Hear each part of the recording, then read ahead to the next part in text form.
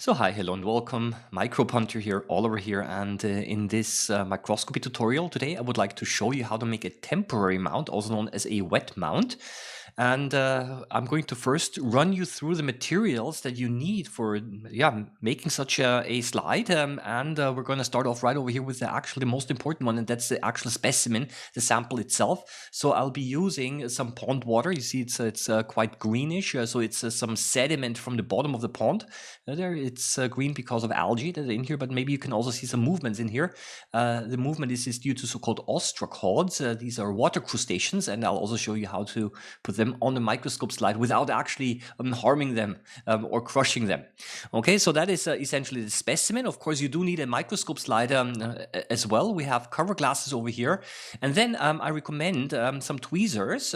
These are a little bit optional, but they can also be used to transfer some of the liquid to the slide, or better yet, a pipette. They can be either disposable, or some of you might also prefer to use glass pipettes, but make sure that you rinse them afterwards. Otherwise, when they start to dry up, they can become very difficult to clean. So, and yes, almost forgot about this. This is some tissue paper, and we're going to be using this for removing any excess water. So, very important rule: if you want to make a slide, make sure that the specimen is sufficiently small, sufficiently transparent, and sufficiently thin. Okay, so these are the three criteria. So this means not too much of the specimen, and we transfer to the center of the slide. A drop here, and what I'm going to do now is I'm going to simply use too much of it. Okay, simply for the purpose of demonstration. I'm going to use way too much here because I would like to show you the next couple of steps and how to deal with the problem that there is simply too much water on the slide. And then you use a cover glass, and always make sure that the cover glass sometimes there are two or more of them stuck together. So just make sure that you get a single cover glasses. And if you just look at the cover glass in the light, sometimes you might see that it's a little bit dirty as well. Even when they're new, they can be a little bit dirty. So what I recommend is that you clean them by dry wiping them, either with some tissue paper or some microfiber cloth. I'm going to use my microfiber cloth. So let's push this to the side a little bit. Simply dry wipe it. And otherwise you have fingerprints on them if you touch them.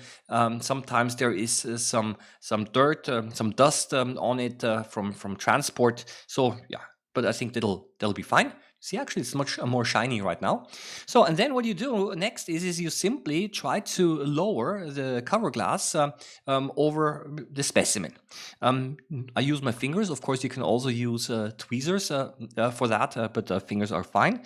And when you do that, then you're going to see that there is so much water spilled out on the corners here, and the cover glass is actually floating on a layer of water. And that's not good because you do not get a very stable image. And sometimes it can be then that some of the water also actually starts to touch the microscope objective, and that's also something that you don't want. So in this case, what we can do, well, I mean, possibility number one, of course, we remove some of the water with the pipette. So let's put it back here. Or maybe even a little bit easier is just fold the tissue paper like this, and then you touch the corners here. You can see how it draws up quite a bit of this excess water. And what you want is you want to make sure that the cover glass really stays in place even when you move the slide around. Okay, you can actually see that it seems to be a little bit thicker here on the side, on the top side here, than on the bottom side. And those dark dots that you see, these might be some of the ostracods that are actually squeezed between the cover glass and the microscope slide. So let's have a look at this first, and let's check how good this specimen is. Well, I placed now the slide into my microscope, and this is what we see. It looks a little bit messy. But those large dark structures, these are indeed our water crustaceans, the ostracods, and they are now compressed between the cover glass and the microscope slide. So let's go up a little bit with the magnification. So this here is now one of those ostracods, up close, and we see it's relatively dark, and we do not see many details, and that is of course because the specimen, the ostracod, is too thick and too pigmented. And it's also not moving. And the reason is, as I already mentioned, because it is compressed between the cover glass and the microscope slide. So what we have to do now is we have to now devise a method to give it a little bit more space. So we want to still add a cover glass, but I would like to give it more freedom for movement. So let's try that.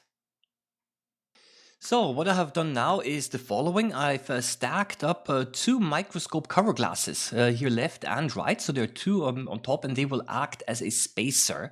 And I would like to now transfer some of those, or at least one of those ostracods here onto the slide. There's only one problem. They might be fairly large, and I'm not so sure whether the tip actually is large enough to suck them up. So what I'm going to do now is I'm going to simply use some scissors, and I'm going to cut off the tip here to make the space a little bit wider here, and now it's going to be easier for me to transfer them and to catch them. So let's give it a try. So let's try this one over here. Ooh, I don't know if I caught something. So what I'm going to do now is I'm just going to put it now into the center here. You see capillary action will now cause the liquid to actually spread between both cover glasses. Okay, so let's touch the other side as well. And there is a little bit of movement here. Okay, and maybe I'm going to add a little bit more liquid. Yeah. And then it's pretty much the same thing. We've got now the spacers here, and I'm going to now add a third cover glass on top of those spacers here, and just like a bridge, but I think it's a little bit far away still. No? Okay, here we go. Okay, yeah. And you can see that the liquid nicely fills the whole space beneath the cover glass. And you know what? It's sufficiently stable as well. There is no liquid running out. And let's give this one here a try under the microscope. Yes, I think we all agree that this one here is significantly more interesting. Look what's going on here. Yeah, the cover glasses, the spacer cover glasses, hold them in place, but still give them enough freedom for them to rotate around and to move around a little bit. Yeah, so this is what they're doing, and they're going to now feed on the green algae and the detritus and debris that you see as well. Look, this one here is a little bit smaller, yeah, and has a little bit more space, moving around here. Okay, so this is basically a recommendation.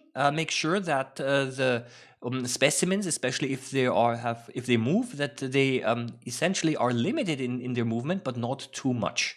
So there is plenty of possibilities for experimentation. Well, I think that's enough for today. I hope that this tutorial was informative for you. As you can see, there are plenty of possibilities for experimentation. There are, of course, several more videos to come where I show you different preparation techniques as well.